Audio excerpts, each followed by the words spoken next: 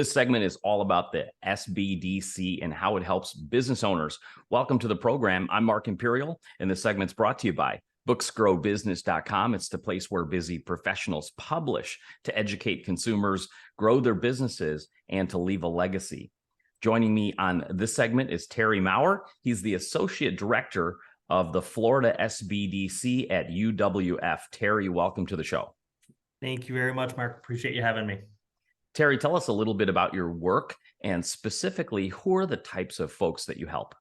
Yeah, that's a great question. So the SBDC in general is a national organization, just to point that out. So every state has its own SBDC. What we focus on is providing no cost consulting to small businesses in our area. We provide those services really any range of small business topics you can imagine, from doing feasibility studies to writing business plans, financial management and projection, marketing strategy, buying and selling a business, really anything you can think of, we do, and we help anybody. Oftentimes, the SBDC is kind of recognized as a startup organization, that we focus on startups, and we do help a lot of businesses start and launch their establishments. But we also work with medium growth businesses as well, all the way to manufacturing, ag tech businesses. So there truly isn't any industry or any size business that we can't add some value for. For the businesses that are availing themselves of your services and reach out to you, what do you find are their biggest common challenges? Is there any big common problem that they're all trying to address? Yeah, so it kind of depends on, I would say, the phase of business that they're in or the phase of growth that they're in. Those startup businesses, there's generally a lack of education or a lack of knowledge on even where to get started. They have great ideas. They found a need or something that needs to be fixed, a product that can really, help the community, but they just don't know where to start. All the way from licensing and permitting to, how do I get funding? How do I market my business? How do I attract clients? So that's kind of the startup phase. Now on kind of the more growth phase, the biggest thing we see is undercapitalization.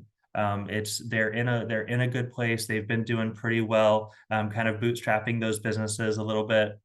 But now they're really ready to grow and launch and get that product or service out to a bigger community.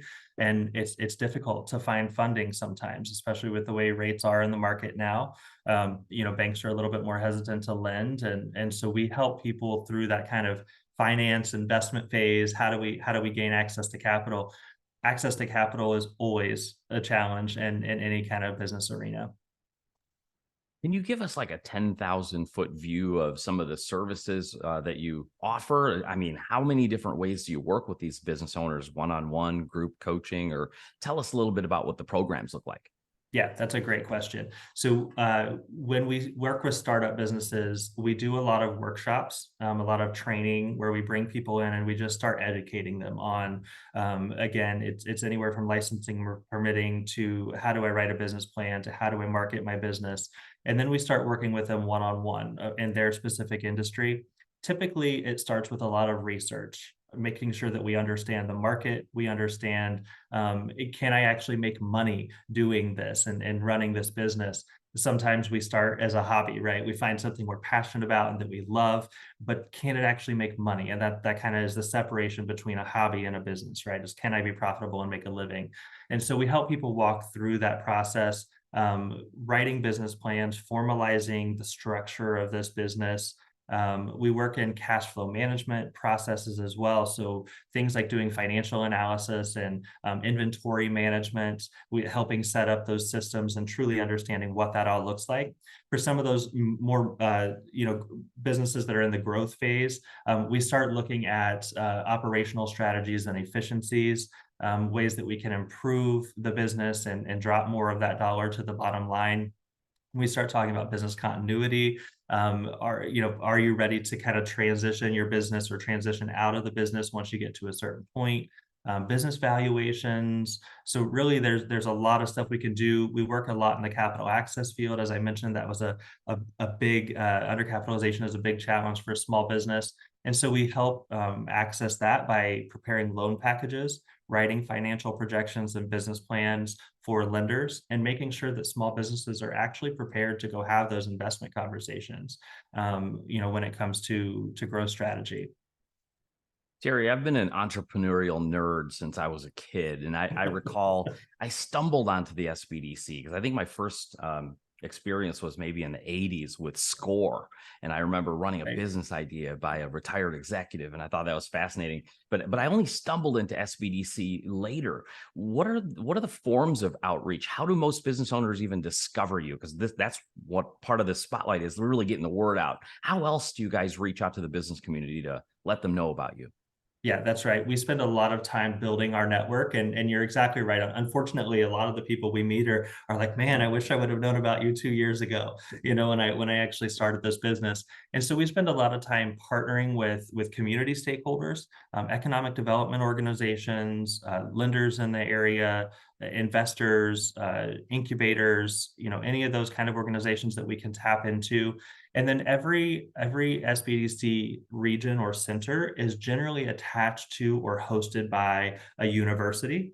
So, for example, my region is at UWF, or the University of West Florida. So my host institution is the College of Business at the University of West Florida, which gives us a lot of research, or a lot of resources.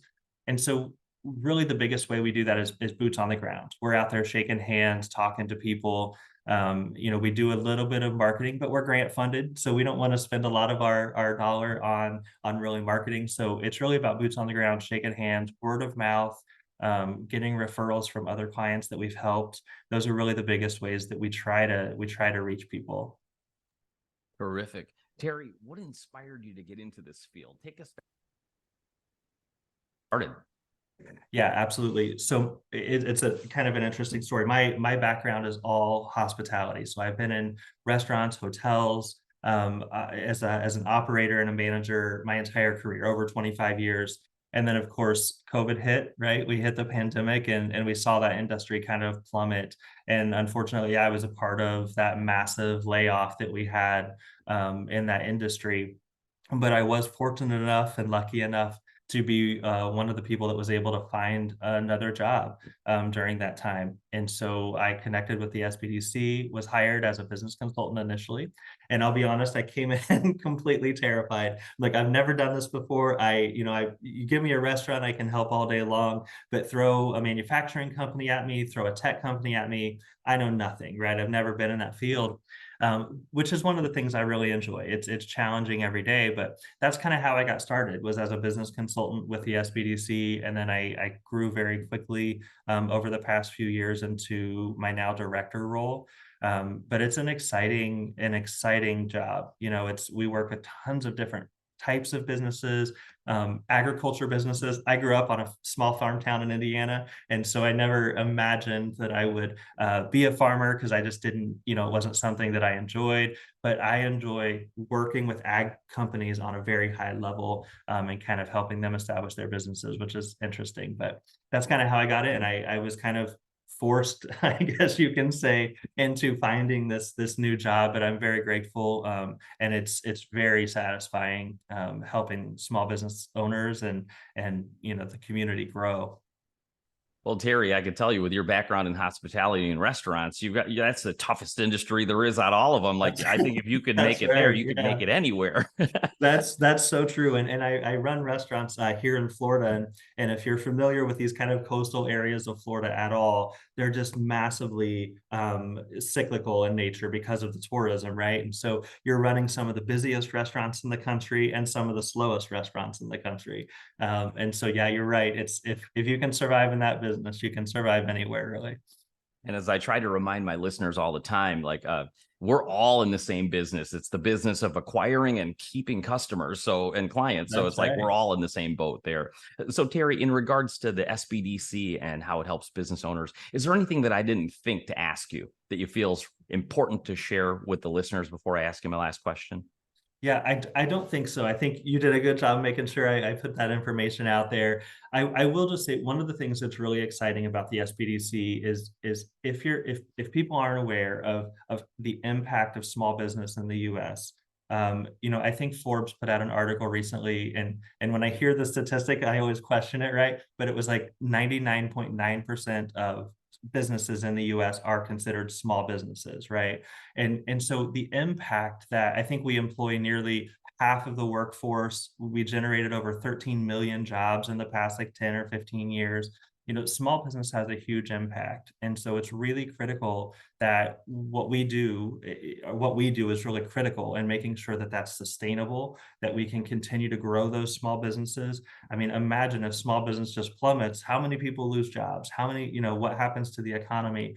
And so it's critical, our jobs are crucial. They're free, which is even more beneficial. So I say just connect with us, let us help in any way that we possibly can. For listeners who would be interested in and would love to avail themselves of the services of the SBDC on a national level, or even folks that you can serve there in Western Florida, how can folks, find you, connect with you, and learn more? Of course, the best way is to visit on a national level to visit americassbdc.org. That website has a place where it's like a find the nearest center. And so you can put in your zip code or your address, and it'll direct you to the regional center that is closest to you. And then you can visit that website, connect with them locally. And for me, it's sbdc.uwf.edu is my website, where you can go and register for consulting through our region. And most regions are going to have similar things, right? Because they're all hosted by universities. So generally, that university website is going to be a good place to go. But I'd go to americassbdc.org, register for consulting, find the center nearest you, and connect as quickly as you can. Terry, this has been fantastic. I really appreciate you taking the time to share with my audience today, and I wish you continued success for you, the SBDC, and for all of your clients. I appreciate that. Thank you so much for the time. That was Terry Maurer, the Associate Director of the Florida SBDC at UWF. And this segment's been brought to you by booksgrowbusiness.com. It's the place where busy professionals publish to educate consumers, grow their businesses and practices, and to leave a legacy. That's all for now. I'm Mark Imperial, and thanks for joining me.